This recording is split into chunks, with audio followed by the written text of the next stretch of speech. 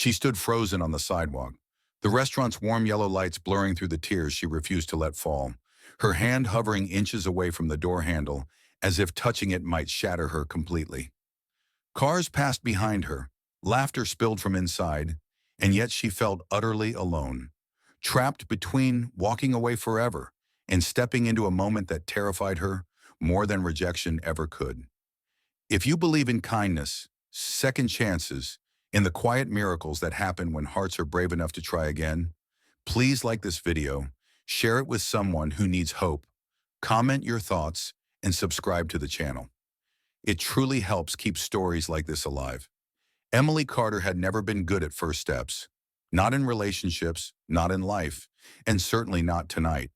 The blind date invitation had sat unanswered in her inbox for weeks before she finally agreed, pushed by friends who insisted that healing did not mean hiding forever. But as the night arrived, so did the familiar weight in her chest, the kind that made breathing feel like work. Emily had spent years building walls after a failed engagement that left her questioning her worth, her judgment, and her ability to trust her own heart. She told herself this was just dinner, just a chance, just one evening.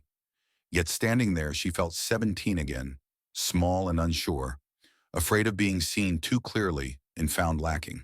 The restaurant was a modest place in a quiet American town, the kind where families gathered after church on Sundays, and waitresses remembered regulars by name.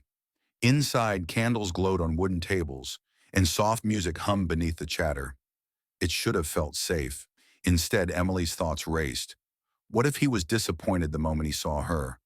What if the conversation stalled, exposing all the awkward silences she carried like scars?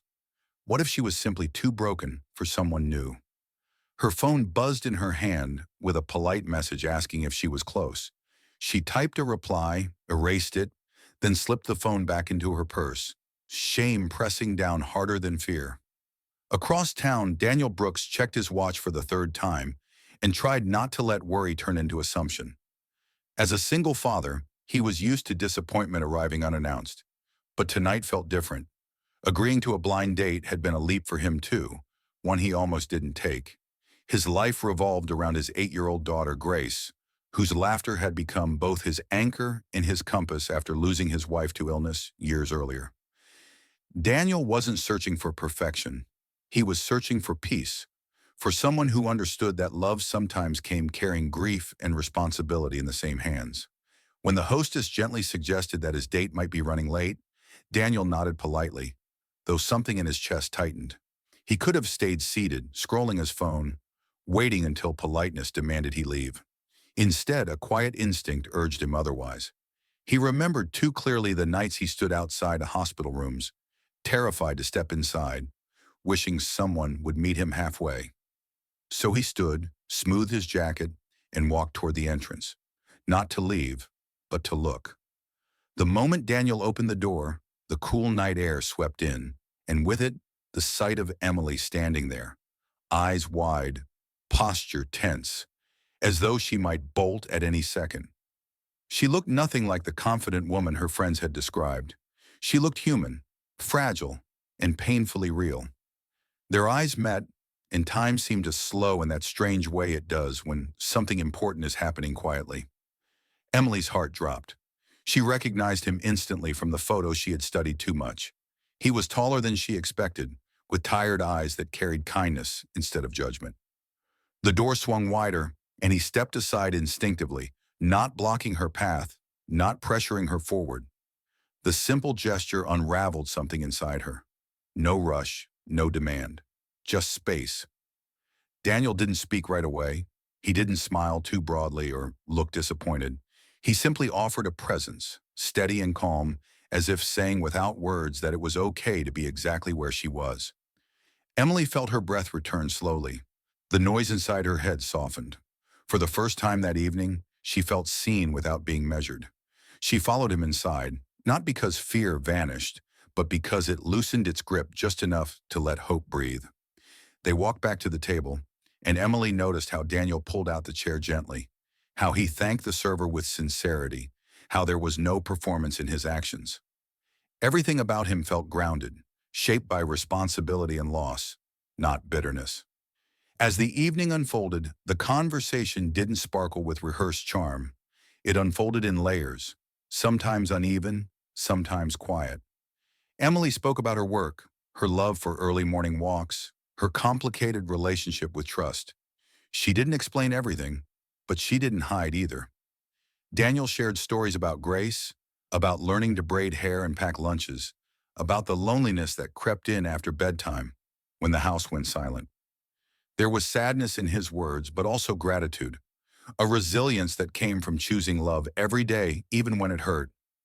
Emily listened, her heart aching in a way that felt strangely good.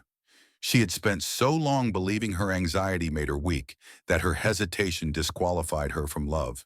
Yet here was a man whose life had been reshaped by loss, who carried responsibility not as a burden, but as a calling. She realized that brokenness did not mean unlovable. Sometimes it meant deeper roots. Halfway through the meal, Emily excused herself to the restroom, her reflection staring back at her with disbelief. She expected tears, panic, regret. Instead, she found calm. Not certainty, but calm. She washed her hands slowly, grounding herself in the warmth of the water, and allowed a thought she hadn't dared before. Maybe this wasn't about impressing someone. Maybe it was about allowing connection to exist without forcing it to become more. When she returned, Daniel was waiting patiently, not checking his phone, not distracted. He looked up with a soft expression that didn't ask questions. That moment sealed something fragile and new inside her. Trust, she realized, didn't always arrive with fireworks. Sometimes it arrived quietly, asking only for honesty. As the night drew to a close, neither of them rushed the ending. They spoke about faith gently, about how belief had shifted and stretched through hardship, about how prayer sometimes sounded more like questions than answers. Emily felt something she hadn't felt in years, a sense that her story wasn't over, that chapters could still be written without erasing the pain that came before.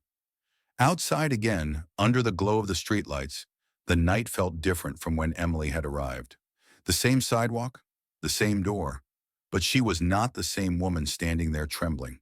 She felt steadier, anchored by the knowledge that bravery didn't mean the absence of fear, but the willingness to step forward anyway. They parted without promises, without expectations heavier than the moment deserved. Yet as Emily walked to her car, she noticed her hands no longer shook. Daniel watched her go, feeling a warmth he hadn't allowed himself to imagine. A quiet hope that maybe, just maybe, life still had room for something new. In the days that followed, Emily replayed the night not with anxiety, but with gratitude. She thought about the door opening, about being met instead of judged. She began to apply that lesson to her life, stepping into situations she once avoided, allowing herself to be present even when fear whispered reasons to retreat.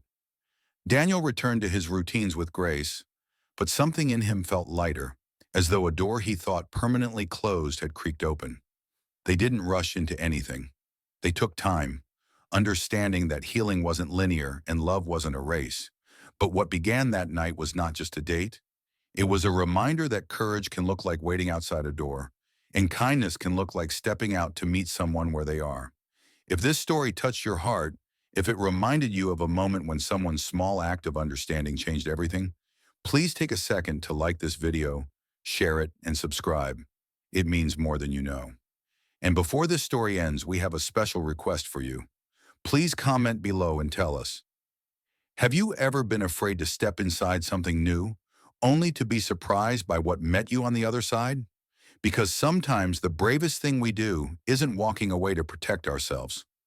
Sometimes it's standing still long enough for someone to open the door and remind us that we were never meant to face life alone.